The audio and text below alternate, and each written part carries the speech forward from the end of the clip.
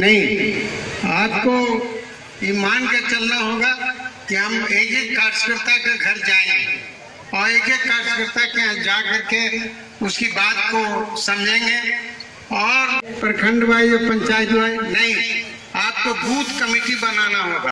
हम लोग बहुत सारी चीजें हैं जो अभी नहीं माइक पर बोलना चाहते हैं, लेकिन हम लोग करेंगे। और जहाँ तक कोई बात करता हो कि कैसे इंजाम होगा, तो हम मेरा प्रत्याशी कोई दूसरे के ऐसा धनाढ़ नहीं है। मेरा प्रत्याशी एक कार्यकर्ता है। मैं इनके सामने नहीं बोल रहा हूँ, हमारे सब सेक्रेटरी और रीजनल सेक्रेटरी यहाँ पर बैठे हुए हैं। हम अपने सेक्रेटरी से पूछते हैं, आपके यहाँ एक्सीडेंट हुआ? जी सर, हमकी जगन्नाथ बाबू पहले पहुँच गए, आप कहाँ थे? सर बाद में मालूम हुआ। अरे भैया, वैसे काम नहीं चलेगा। जगन्नाथ बाबू पहले क्यों पहुँचे, इसको देखो। उनके लोग कितना अलर्ट थे, तो अलर्ट इसी में दिखलाता है कि जगन्नाथ बाबू को जो आज महागठबंधन ने जो उम्मीदवार बनाया है, और इस धरती बिंदेश्वरी दुबे जी का धरती है, और यहाँ से शंखनाद जो होता था उस कांग्रेस के नेतृत्व में सरकार बनना चाहिए, तभी कोयला क्षेत्र का सुधार होता है। नहीं तो और कोई उपाय नहीं। भारतीय जनता पार्टी सिर्फ आउटसोर्सिंग के सवाल पर सिर्फ पूंजीपतियों को लाकर कोयले को बेचने का काम किया है। हम तो इस जो कोयला क्षेत्र की जो बात है, सरकार भारत सरकार में कांग्रेस नेतृत्व में जो सरकार होगा, हम लोग सरकार वहां हम उनको सहयोग करेंगे। इसलिए हम आप लोग से अपील करना चाहते हैं, कोयला क्षेत्र जो 5 साल दुर्गति हुआ है, उस दुर्गति खत्म कि जिस तरह से हम लोग ने नगर का चुनाव लड़ा, जेएमएम भी लड़ रही थी, कांग्रेस भी लड़ रही थी, राजद भी लड़ रही थी, लेकिन उसके बाद भी हमारे महागठबंधन के कार्यकर्ता उस चुनाव के बाद भी हम लोग एक साथ बैठने का काम किए, एक साथ मंच पर रहने का काम किए। आज वो समय आ गया, क्योंकि अगर संविधान बचाना है तो हमें एकजुट होना पड़ेगा। और निश्चित तौर पर मैं बोलना चाहूंगा, क्योंकि दो केंद्रीय महासचिव बैठे हुए हैं जेएमएम के, और मैं कांग्रेस पार्टी से जरूर आता हूं, लेकिन कहीं ना कहीं जेएमएम के लोग जानते हैं कि मैं हेमंत सोरेन जी को अपना बड़ा भाई, अपना अभिभावक मानता हूं, और उनसे मेरी घनिष्ठता और मेरी क्लोजनेस को भी लोग जानते हैं। मैं उनको विश्वास दिलाना चाहता हूं, दोनों केंद्रीय महासचिव को। सबने बोला कि यहाँ पे ये कमिटी बने, ये प्रखंड बने, ये ऑर्गेनाइजेशन बने, ये हम लोग कम्युनिकेशन सिस्टम एक बनाए। मैं समझता हूं कि कम्युनिकेशन सिस्टम हो या फिर ऑर्गेनाइजेशनल सिस्टम हो, ये जेएमएम को बनाने दे, क्योंकि जेएमएम के लोग अपने प्रत्याशी के साथ अच्छे तरीके से कोऑर्डिनेट कर सकते हैं।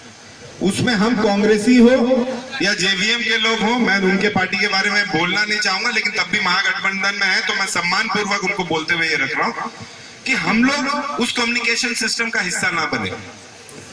कम्युनिकेट करने के लिए जेएमएम की टीम रहे, और जेएमएम के टीम के आदेश पर हम काम करने के लिए रहे, हम कम्युनिकेट करने के लिए ना रहे। हमें काम करना है जेवीएम के लोग को, कांग्रेस के लोग को, राजद के लोग को, झारखंड मुक्ति मोर्चा के लिए काम करना है। इसलिए कम्युनिकेशन वो करे, और जहां जहां जो नेतागण हैं, डोर कैंपेन के माध्यम से, क्योंकि हमारे पास समय नहीं, मात्र 1 महीना बचा हुआ है, डोर कैंपेन के माध्यम से अगर हम तमाम नेता, क्योंकि हर एक नेता हर एक पार्टी में अपने में एक कद्दावर नेता है और एक मतलब औहदा वाला नेता है, अगर हम लोग अपने अपने मोहल्ले में, अपने अपने पंचायत में, अपने अपने प्रखंड में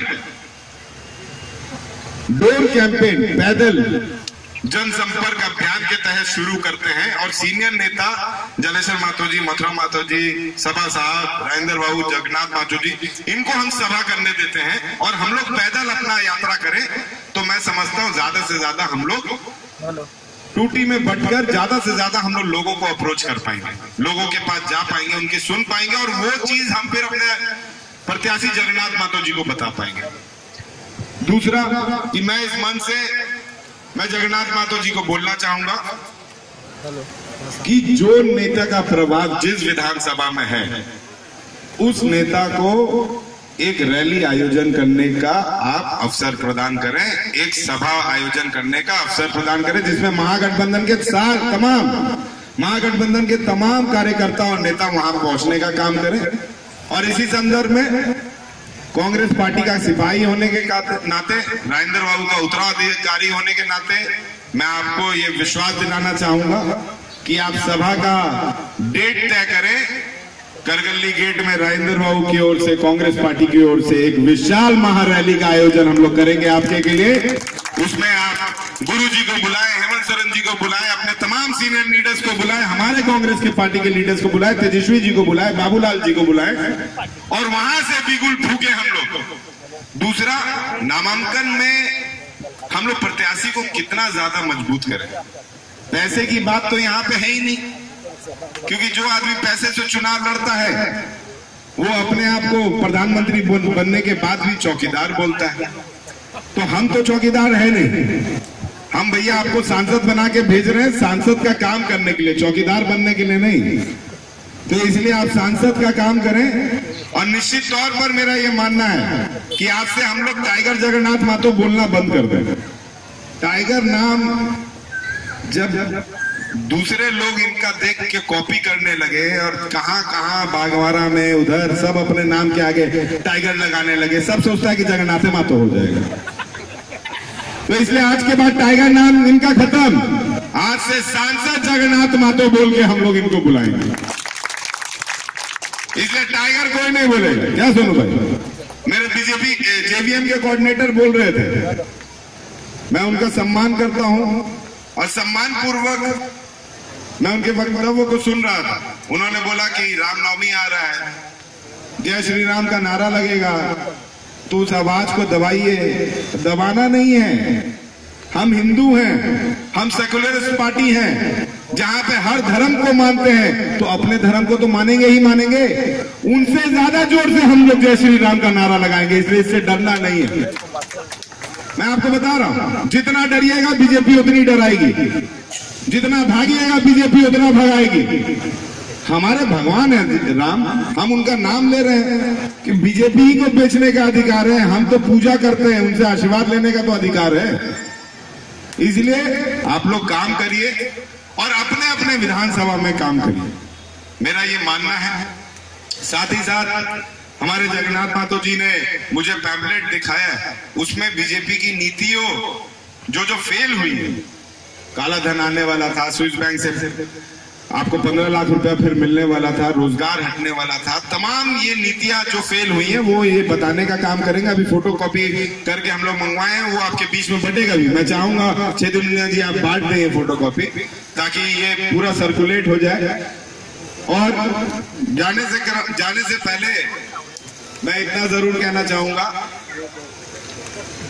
बेरुख महतो जी को महागठबंधन के उम्मीदवार को वोट दें। रविंद्र पांडे जी के कार्यकर्ताओं से ये चारों पार्टी के लोग यहाँ आए थे, हमारे कैंडिडेट खुद आए हुए हैं और सभी तरह के विचार हुआ है। अपना अपना विधानसभा में सब लोग अपना अपना जिम्मेदारी लेंगे और पंचायत स्तर से लेकर के बूथ स्तर तक, प्रखंड स्तर तक हम लोग काम करेंगे और जगन्नाथ जी को पूरे झारखंड में सबसे ज्यादा वोट से जिताने के लिए हम लोग पूरा कोशिश करेंगे। क्या प्रमुख मुद्दा रहेगा गिरिडीह लोकसभा में आपका? वो आपको अभी ये लाए हैं जगन्नाथ भाई, उसको आपको कल सवेरे तक मिल जाएगा।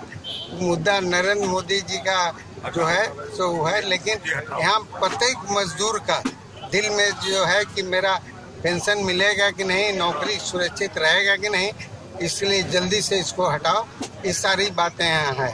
अब उम्मीदवार साहब से हम कहेंगे कि आप लोग आप बोल दिया हो गया। जगन्नाथ जी आप बताइए कि आपका जो मुद्दा दिखा रहे थे क्या मुद्दा है आपका? ये जुमला दिखा रहे थे, आदरणीय प्रधानमंत्री का जुमला दिखा रहे थे। पिछले बार जुमला दिखा के जीतने का काम किया, वही जुमला, कोई काम नहीं, सब फेल है, सब में फेल है, इसलिए फेल मुद्दा को दिखा रहे थे। आप इसको देख लीजिएगा।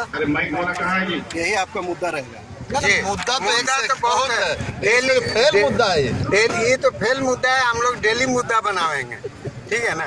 जो वादा किए सब उसमें धोखा हुआ, यही मुद्दा है। श्यामन जी का बात सुन लीजिए।